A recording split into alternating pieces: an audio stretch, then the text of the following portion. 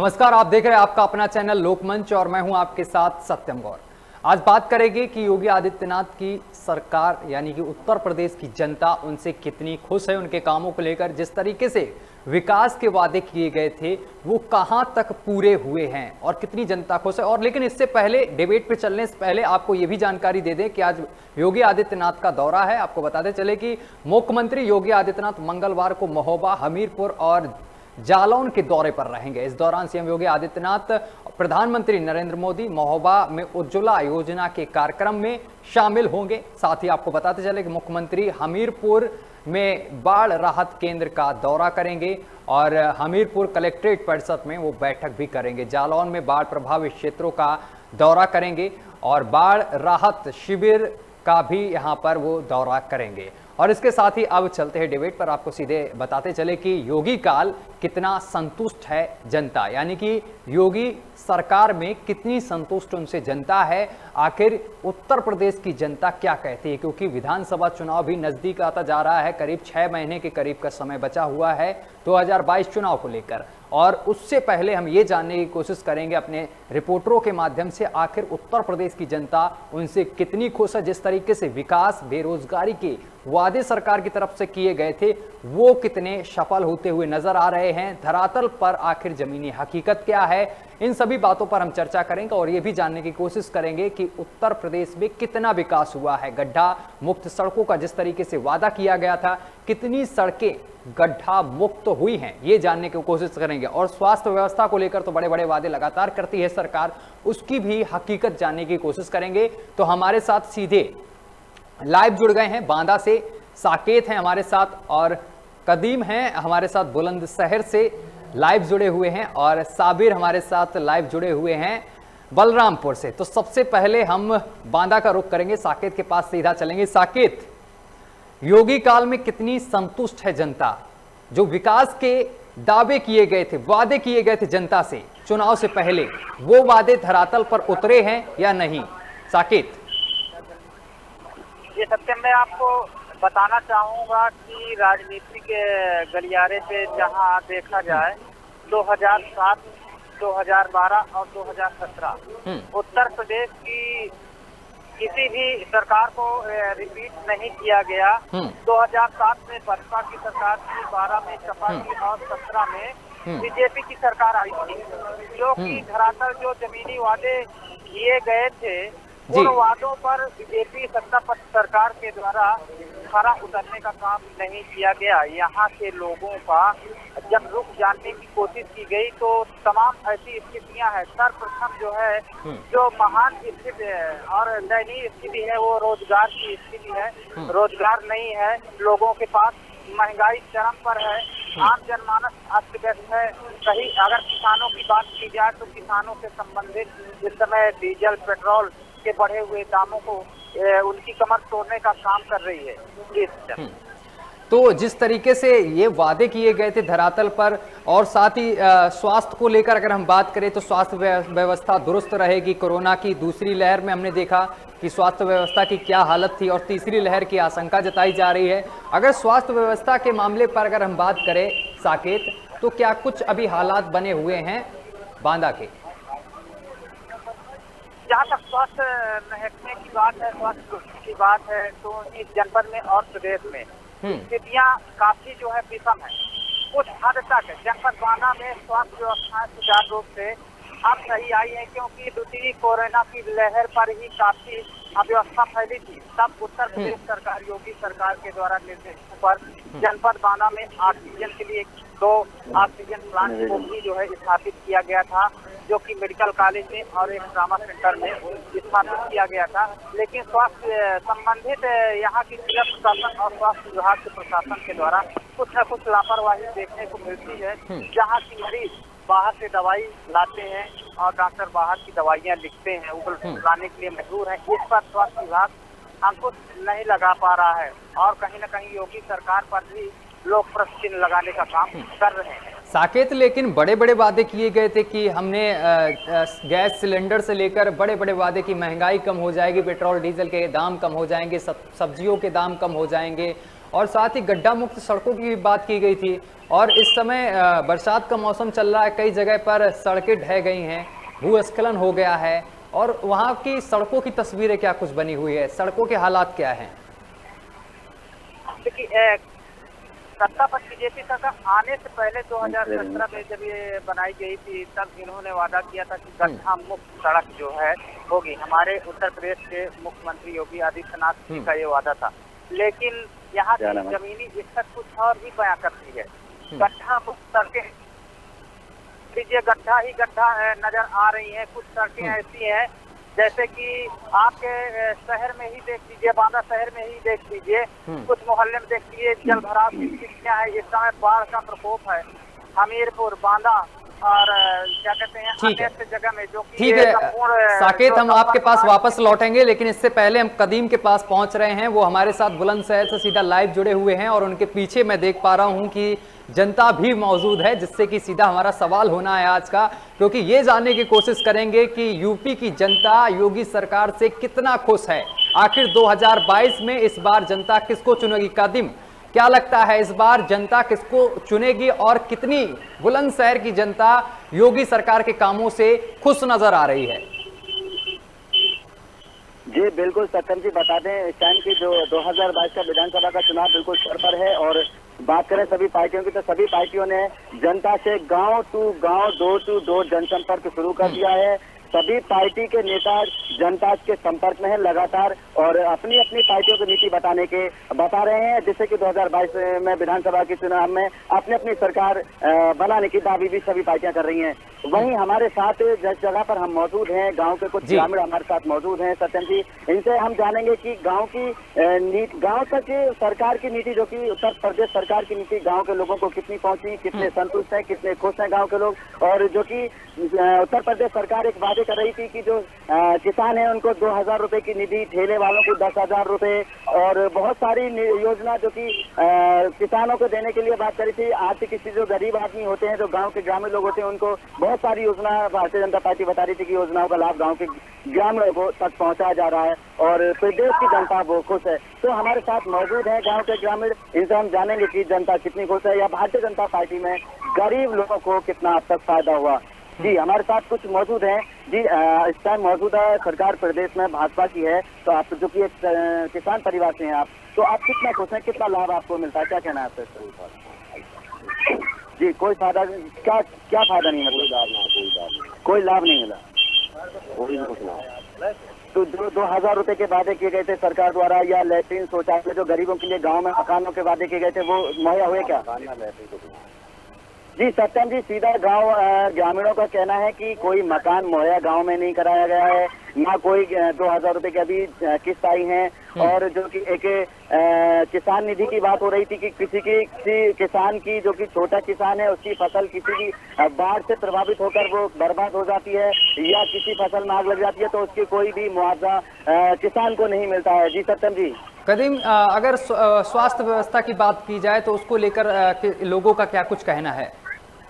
जी बिल्कुल, मैं जानने की कोशिश करूंगा। अगर बात करें कोरोना काल में, जो कि एक कोरोना काल आए थे, एक महामारी फैली थी, तो अगर बात करें गांव में सरकार द्वारा कोई डॉक्टरों की सुविधा गांव में करी गई हो, या कोई स्वास्थ्य की सुविधा करी गई हो, या गरीबों के लिए जो एक पैसा उपचार के लिए नहीं था उसकी कोई सुविधा करी गई हो?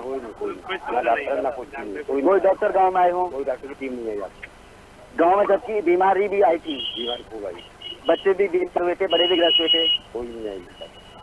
जी सत्यम जी, बिल्कुल गांव के लोगों का कहना है कि यहाँ पर कोई भी आज तक, जब से सरकार बनी है, सत्ता में है, यहाँ कोई भी सरकार की तरफ से डॉक्टरों की टीम नहीं पहुंची है, ना ही किसी को गरीब, जो कि प्रधानमंत्री आवास योजना के तहत, ना ही कोई किसी को मकान मिला है। तो कोई भी योजना जो ज्यादातर सरकार वादे कर रही है कि जो कि जमीनी स्तर तक सभी सरकार की योजना जनता को मिल रही है, तो जनता यहाँ सीधा लगातार मना कर रही है कि किसी भी तरह की कोई योजना यहाँ बुलंदशहर की जनता को नहीं मिली है। सत्यम जी, तो कदीम, ये जानने की कोशिश कीजिए कि इस बार किस मूड में हैं ग्रामीण? क्या सरकार बदलने के मूड में हैं या फिर किसी यही सेम सरकार को ही वोट करेंगे? जी बिल्कुल। फिर जी बताइए कि 2022 में फिर विधानसभा का चुनाव है, लगातार पार्टियां गांव में आ रही हैं, चाहे भारतीय जनता पार्टी के लोग हों, आम आदमी पार्टी के लोग हों, समाजवादी पार्टी के लोग हों, और जिस तरह से पिछले 5 साल में वादे किए थे कि अपने गांव के लोगों के लिए ये करेंगे, वो करेंगे, नालियां बनवाएंगे, खंडे बनवाएंगे, हॉस्पिटल बनवाएंगे, स्कूल बनवाएंगे, तो इस तरह के वादे फिर लगातार पार्टियां आपसे कर रही हैं। तो आपकी बार गाँव की जनता का किस तरफ रुझान है, किसको सरकार बनेगी? पार्टी काफी है, साइकिल पर क्यों भरोसा है, साइकिल की नीतियों पर क्यों भरोसा है? साइकिल का जी बिल्कुल सत्यम जी, लोगों का कहना है कि अब की बार समाजवादी पार्टी को सत्ता में लाएंगे, जिताएंगे, और गांव की जो ग्रामीण जनता है बुलंदशहर की, वो समाजवादी पार्टी पर निगाह टेकती नजर आ रही है। हमने जानने की कोशिश करी कि पार्टी तो काफी है, समाजवादी पार्टी साइकिल पर ही क्यों निगाह टिका रखी है। तो ग्रामीण को कहना है कि पिछले जो समय में समाजवादी पार्टी की जो सरकार रही थी, उसमें काफी विकास गाँव में हुए थे, और फिर उम्मीद है गाँव के लोगों की कि अब की बार अगर समाजवादी ठीक है कादिम, आप हमारे साथ बने रहिए। हमारे साथ साबिर भी जुड़े हुए हैं बलरामपुर से, साबिर का रुख करेंगे। साबिर, क्या लगता है इस बार जनता का क्या मिजाज है? जो कामकाज था योगी सरकार का, इससे कितनी संतुष्ट है बलरामपुर की जनता? शाबिर, आवाज आ रही है आपको? जी शाबिर, मेरा सवाल आपसे है कि इस बार योगी सरकार में जनता बलरामपुर की कितनी संतुष्ट है उनके काम से? जिस तरीके से विकास के वादे, क्राइम के वादे, क्राइम कंट्रोल के वादे किए गए थे और आवास देने के वादे किए गए थे, उन वादों से जनता कितनी संतुष्ट है?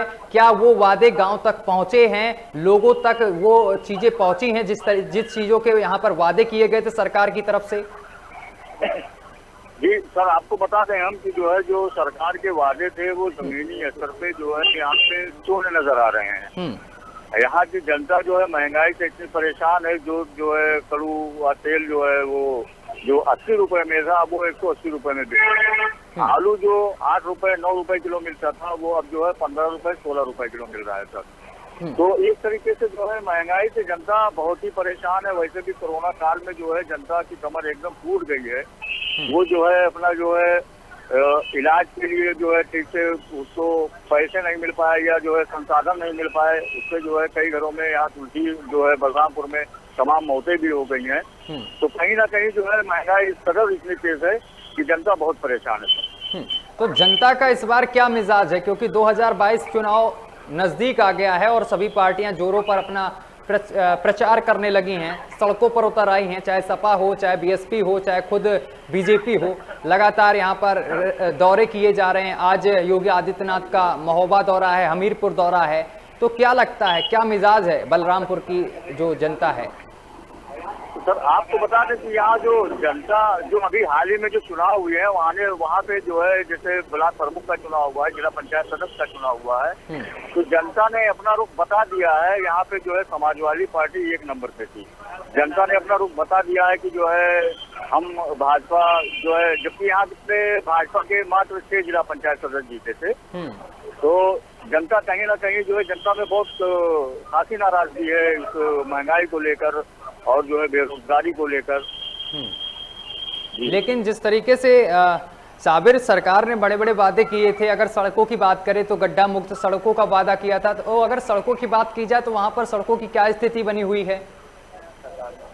सड़क की अगर बात करें सब तो यहाँ पे जो है जो हाईवे है उसको छोड़कर गांव देहात की तरफ अगर आप निकलेंगे तो वहाँ की ना तो सड़कें सही है, और अभी तो आपका एक जो है तुलसीपुर से और इटवा की तरफ एक मार्ग जाता है, तो भुसैनवा एक जो है गांव पड़ता है, वहाँ पे एक डिप पड़ता है। उस डिप से जो है रास्ता करीब 20-25 दिन से बंद है बरसात में। वहाँ पे नाव की सुविधा भी नहीं है और लोगों को जो है नाव पे बैठ के 50 रुपए देके इस पार से उस पार जाना पड़ता है, जबकि वो एकदम हाईवे है, वो सिद्धार्थनगर जिले को जोड़ता है। साबिर, एक सवाल और है आपसे कि क्राइम कंट्रोल के बड़े बड़े वादे किए गए थे कि उत्तर प्रदेश से क्राइम खत्म हो जाएगा, लेकिन आए दिन हम ये भी देखते हैं कि लगातार बदमाशों का एनकाउंटर हो रहा है, बदमाशों को पकड़कर सलाखों के पीछे भेजा जा रहा है। लेकिन बलरामपुर की क्या स्थिति बनी हुई है अगर क्राइम की बात करें हम? अगर बलरामपुर में क्राइम को मतलब लेकर अगर देखा जाए तो जो है क्राइम क्रम में कोई जो है क्राइम में कमी आई है, लेकिन उस स्तर से कमी नहीं ला पाई है सरकार जो है। तो अभी मतलब रोज किसी न कोई तमंचा पकड़ा जा रहा है, कोई कहीं पिस्टल पकड़ा जा रहा है। तो कहीं ना कहीं जो है जिले में जो है क्राइम है।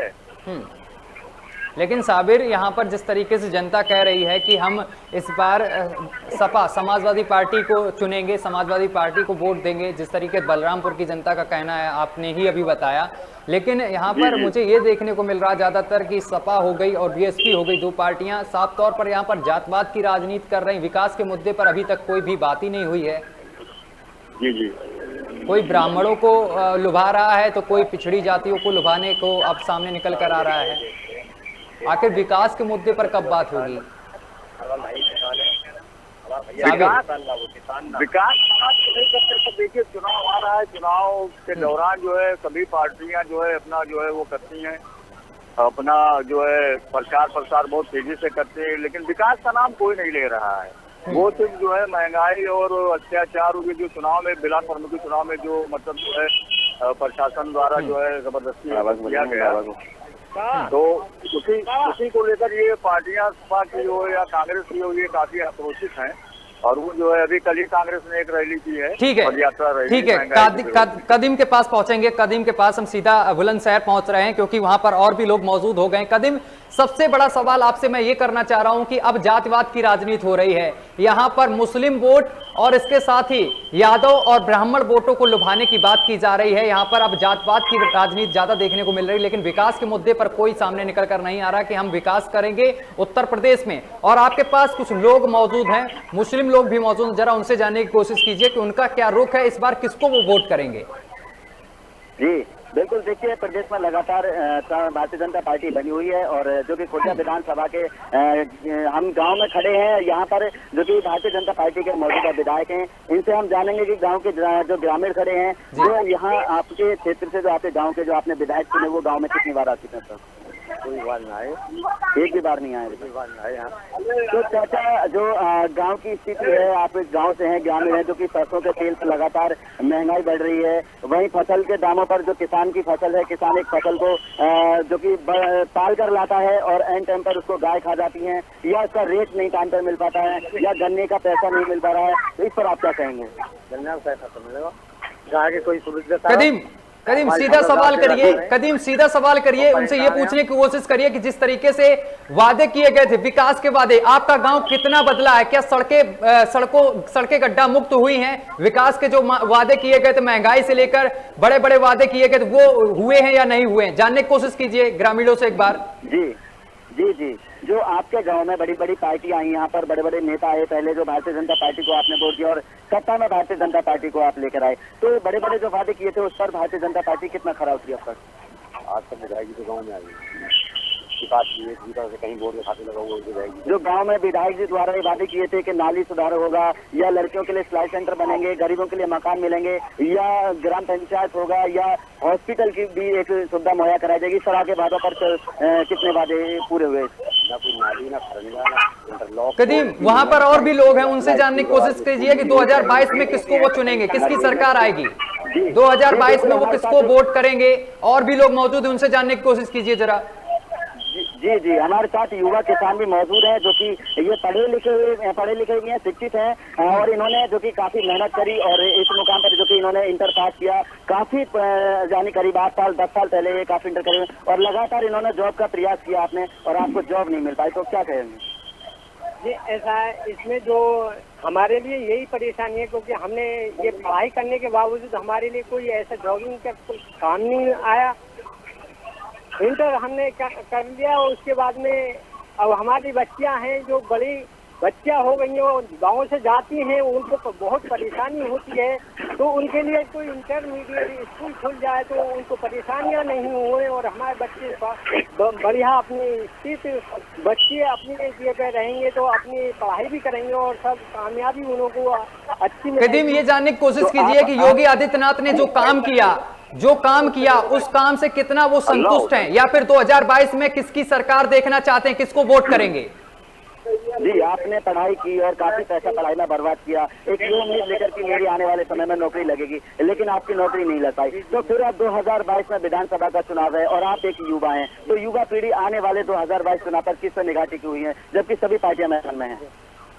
तो इसमें ये हम तो यही अनुरोध करते हैं, क्योंकि हमारी इस सत्ता में ये ऐसी निधि चले जो कि हमारे ये नौकरी का कोई प्रबंध हो या किसी चीज में हमको सुलह किया जाए जो कि हमें आराम मिले उसमें, या आसानी से कोई हमारा काम हो जाए जो कि हम अपने बच्चों को इस तरह की जो आप उम्मीदें लगा रहे हैं कि कोई नौकरी वाली व्यवस्था मिले, रोजगार की व्यवस्था मिले, तो किस पार्टी को लगा रहे हैं? फिर 2022 के चुनाव है, आने वाले 6 महीने में चुनाव है, तो किस पार्टी को किस पर निगाह बना रखें, किसको सपोर्ट करेंगे?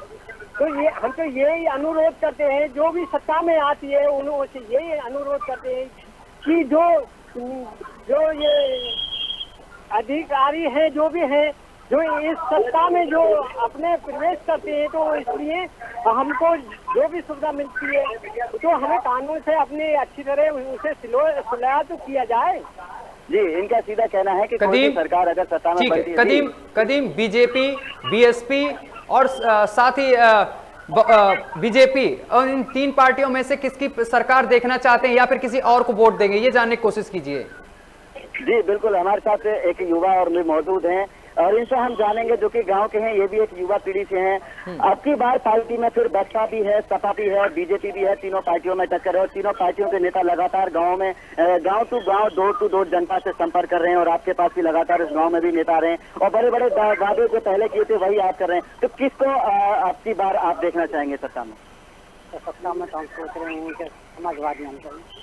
तो समाजवादी पार्टी और बीजेपी भी है, बसपा भी है, पार्टियां और भी हैं, समाजवादी पार्टी में तो क्या खास है? सर बीजेपी तो काम तो सही करती है पर यहाँ के जो लोग हैं वो ज्यादा परेशान करते हैं। कैसे कदीम, थोड़ा जानने डिटेल से जानने की कोशिश कीजिए, किस तरीके से परेशान करते लोग हैं? जी, जैसे कि परेशानी जो अभी बताई वो किस तरह की परेशानी सामने आती है? गांव में विकास की परेशानी आती है, पढ़ाई के ऊपर परेशानी है या किस तरह को सामने परेशानी आ रही है सरकार में? सबसे ज्यादा परेशानी तो इसमें ये है पढ़ाई की भी है, विकास की तो कोई सुनने को राजी नहीं है, गवर्नमेंट में कोई भी सुनने के लिए राजी नहीं है।